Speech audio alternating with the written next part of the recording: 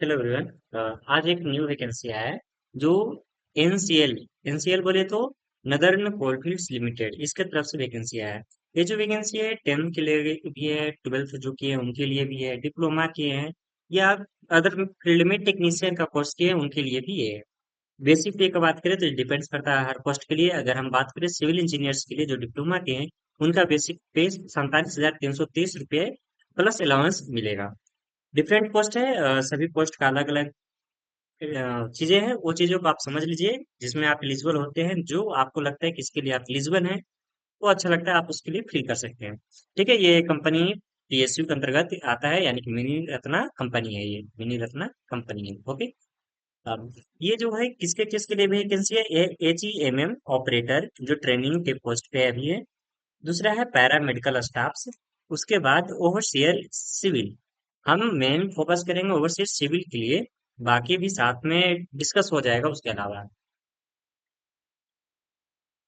अगर हम बात करें कि आप ऑनलाइन किस दिन से कर सकते हैं फॉर्म को, तो आप 9 अप्रैल से ऑनलाइन कर सकते हैं, यानी कि 9 तारीख से आप ऑनलाइन करना शुरू कर दीजिएगा मॉर्निंग के 10 बजे से। अगर आपके पास सारे डॉक्यूमेंट्स है सब चीज तो फिल कर सकते हैं। लास्ट डेट 1 मई है। 1 मई रात के 12 बजे लगभग 11 बजे तक रहेगा। आपको ऑनलाइन करने से पहले हर चीज को बेसिक बेसिक इंफॉर्मेशन आपको मालूम होनी चाहिए क्या चीज है। सीबीटी टेस्ट कब होगा उसका जानकारी वेबसाइट पे दे दिया जाएगा, और सीबीटी टेस्ट के लिए एडमिट कार्ड रिलीज वेबसाइट पे ही होगा उस टाइम।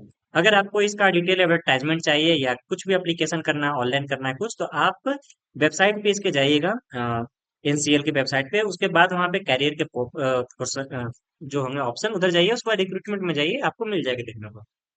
एनसीएल सजेस्ट कर रहा है कि आप इंड मोमेंट पे ऑनलाइन ना करें, आप बीच में अगर टाइम है तो आप बीच में आपके पास सारे डॉक्यूमेंट्स है तो आप फॉर्म फिल कर दीजिए।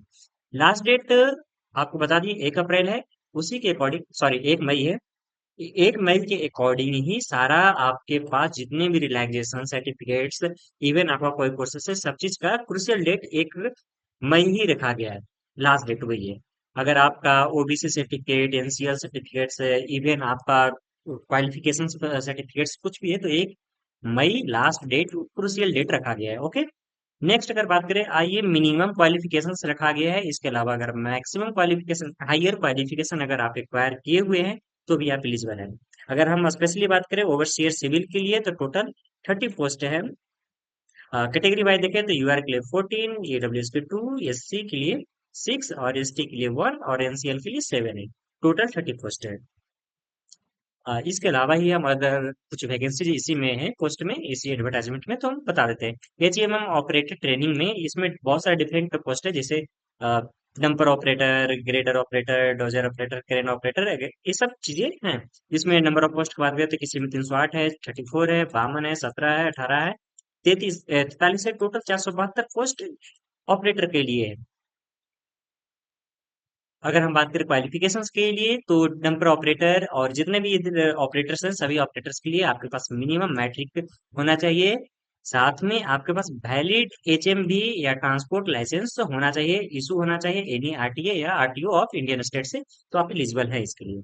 साथ में नर्स और स्टाफ का भी वैकेंसी आया हुआ है इसी में। अगर आप, हम एडिशनल बता रहे हैं कि आप अगर 10th+12 किए हैं, 10th+2 किए हैं, साथ में आप बैचलर डिग्री बीएससी नर्सिंग किए हैं या डिप्लोमा इन जनरल नर्सिंग किए, डिप्लोमा इन जनरल नर्सिंग किए हैं, तो भी आप इस पोस्ट के लिए एलिजिबल हैं।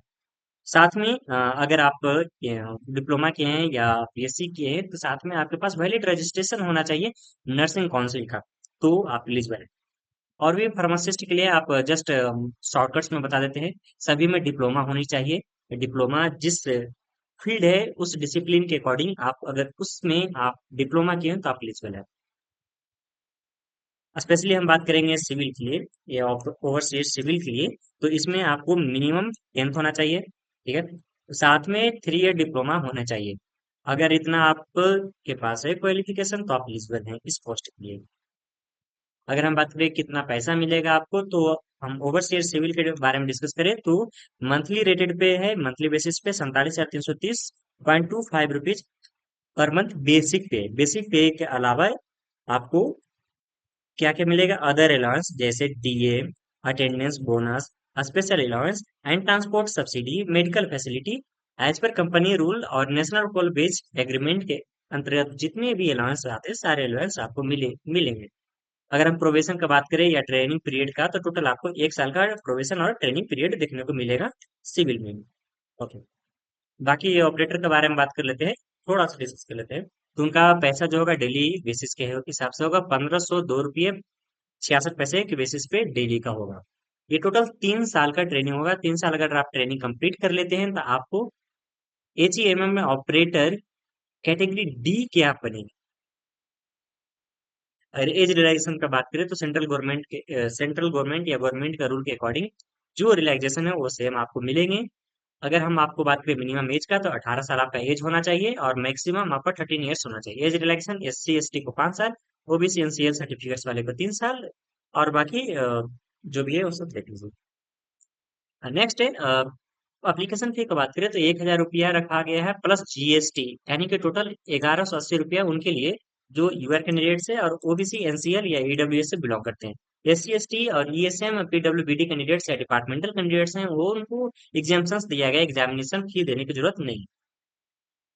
अगर हम बात कर ले ओवरसीयर्स सिविल में जो है उनका एग्जामिनेशन का, तो CBT टेस्ट होगा। CBT टेस्ट में टोटल 100 मार्क्स होंगे, 90 मिनट्स होंगे। उसमें सेक्शन का बात करें तो 2 सेक्शन होंगे, एक होगा सेक्शन ए, एक होगा सेक्शन बी। सेक्शन ए में अगर हम बात करें तो टेक्निकल क्वेश्चंस होंगे, टेक्निकल क्वेश्चंस में 70 क्वेश्चंस रहेंगे। और सेक्शन बी का बात करें तो उसमें general knowledge, general awareness, reasoning, verbal, mental ability ability और क्वांटिटेटिव एबिलिटी, ये सब टाइप के टेस्ट आपको देखने को मिलेंगे जो टोटल 30 मार्क्स के होंगे। ईच क्वेश्चन 1 मार्क्स के होंगे, कोई नेगेटिव मार्क्स नहीं है, यानी कि कोई भी गलत होंगे। गलती हो या सही आपको पैसा अगर गलती होगा तो कोई मार्क्स डिडक्ट नहीं किए जाएंगे। इंग्लिश दूसरा एक चीज और ध्यान रखना है कि क्वेश्चन बाइलिंगुअल होंगे, हिंदी और इंग्लिश में। लेकिन अगर कोई भी प्रॉब्लम हिंदी में रहता है या गलती रहता है या कुछ भी एम्बिग्यूटी रहती है तो आपको इंग्लिश को आपको रिफर करना है। ठीक है। सिलेबस भी इसका अटैच्ड है, लेकिन हम सिलेबस पूरा इसका जो भी है PDF एडवर्टाइजमेंट का हम अपने टेलीग्राम ग्रुप में सेंड कर देंगे, आप वहां से डिटेल में आप पढ़ सकते हैं। टेस्ट सिटी का बात करें तो आपको ऑनलाइन टेस्ट होगा, वहां पे आपको बता दीजिएगा कि कहाँ पे आपका सिटी अलॉट हुआ है। ये चीज हम बता ही चुके हैं कि कितना मार्क्स थे। टोटल 100 मार्क्स के एग्जाम होंगे, जिसमें से UR और EWS को मिनिमम क्वालिफाइंग नेचर का है। क्वालिफाइंग नेचर बोले तो क्वालिफाई करना है, उतना 50 मार्क्स लाना ही लाना है। SC ST को 40 मार्क्स मिनिमम लाना ही लाना है। अगर नहीं आता है तो एलिजिबल नहीं हो, उससे कम आते तो एलिजिबल नहीं है। आई थिंक सारी चीजें हम कवर कर चुके हैं, ईच एंड एवरीथिंग। अगर कुछ छोटे चीज होंगे, छोटे पॉइंट्स जो आई थिंक आपको ऑलरेडी आप जानते हैं, तो वो चीज को हम डिस्कस नहीं किए हैं। आई होप आप समझ चुके हैं कि वीडियो में क्या चीजें थी, कब आपको फॉर्म भरना है, कब से कब लास्ट डेट, कितना पैसे लगेंगे, सारा चीज हम डिस्कस कर लिए। आप इसके साथ टेलीग्राम ग्रुप्स में जरूर जुड़ जाइए ताकि आपको ये सारा कंटेंट्स वहां पे मिल जाएगा। Okay, thank you everyone. मिलते हैं कोई न्यू वीडियो में।